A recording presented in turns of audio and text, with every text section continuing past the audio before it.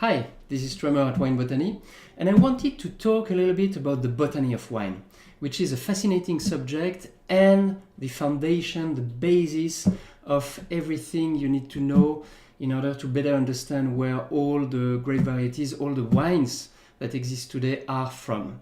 So for this, we have to come back to what we call the taxonomy. Taxonomy is a classification system for organisms. You perhaps have heard about this sentence, King Philip came over for grape spaghetti, which is a mnemonic sentence in order to remember the various levels of the taxonomy, like the kingdom, phylum, class, order, family, genus, and species. King Philip came over for grape spaghetti. And here we're going to talk about the three last levels, which are the family, the genus, and the species. So regarding the grapevine, the main family is called Vitaceae. This family counts about 19 different genera. It's a plural for genus. And the genus we're interested in here today is the genus called Vitis. Vitis in Latin means vine, simply. So we have the family, we have the genus, and the next level is the species. So from there you have another 70, 80 different species under the Vitis genus. And what's interesting is that those species are split into three major groups, three geographical groups. One American, the other one Asian, and the third one called Eurasian, at the touching point between Europe and Asia. From those three groups, you have about 20 species in the American groups, about 50, 55 species in the Asian group, and only one species in the Eurasian group, and that's the one we're interested in, the one where all the grape varieties are from and all the wines today are from. Almost all the wines. Some attempts have been made from other grape varieties, but not to great success because the taste was what they call a little bit foxy, not very enjoyable. So this species is called vinifera. Vinifera, which means wine-bearing in Latin.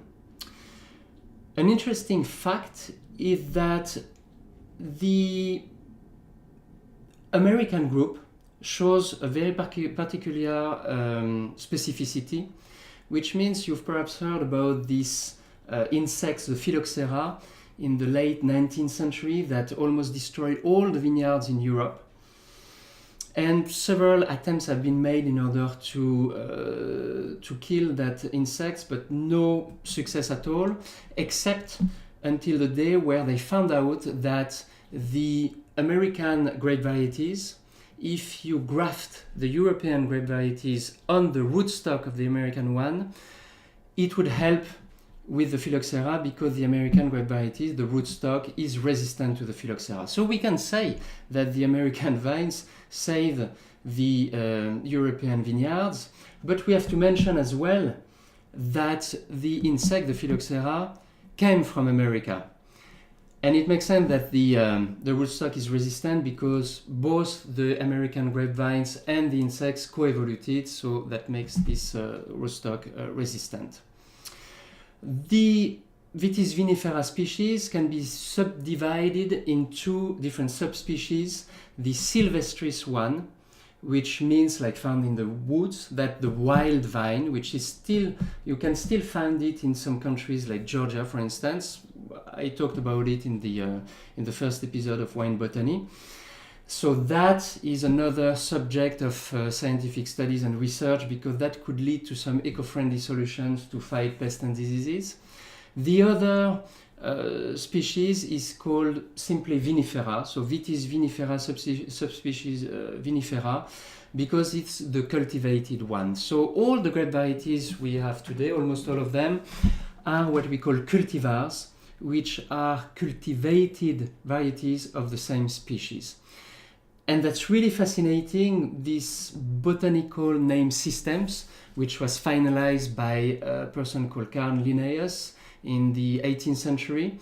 And you will find that all plants are sorted out the same way, using first the name of the genus, for instance here Vitis, a specific epithet, which here is vinifera, and it could relate to some countries where it's from. For instance, canadensis means from Canada, sinensis from China, etc., or some particular traits of plants or people who discovered them.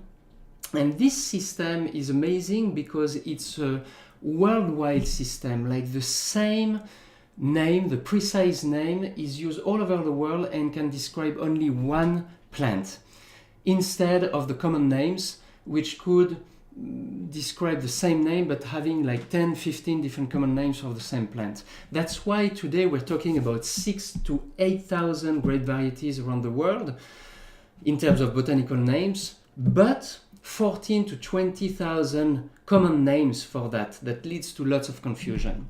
So it's really interesting to dig a little bit further into that system. And if you're interested in about like learning more about the origins of the names and what they mean, I highly recommend this book, the Stearn's Dictionary of Plant Names, where you will find all the origins and what they of those botanical names and what they mean.